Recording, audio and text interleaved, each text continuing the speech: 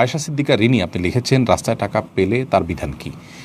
রাস্তায় টাকা পেলে যদি টাকাটা খুব অল্প স্বল্প হয়, আপনি নিজে অভাবী হলে নিজে খেয়ে ফেলতে পারেন, ভোগ করতে পারেন। আর যদি নিজে অভাবী না হন, তাহলে কোনো গরিব মানুষকে আপনি দান করলেন, এটা করবেন। আর যদি টাকাটা অ্যামাউন্টটা গুরুত্বপূর্ণ হয়, বড় হয়, তাহলে সেক্ষেত্রে আপনি সেই টাকাটা নিজে যেমন ভোগ করতে পারেন,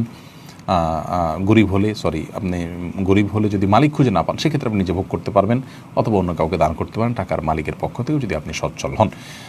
আর এটি করা যাবে তখন যদি আপনি টাকার মালিক খোঁজার জন্য আপ্রাণ চেষ্টা করে থাকেন, ঘোষণা দিয়ে বিভিন্নভাবে আপনি অপেক্ষা করে তারপরে আপনি যদি দান করেন। এক্ষেত্রে অবশ্যই একটা বেশ ইন্টারেস্টিং মাসআলা আছে, সেটা হলো যদি আপনি দান করে থাকেন তারপরে মালিক খুঁজে পাইছেন অনেক পরে, তাহলে সেক্ষেত্রে আপনার মালিককে টাকাটা ফেরত দিতে হবে অনেক ফকিদের মতে।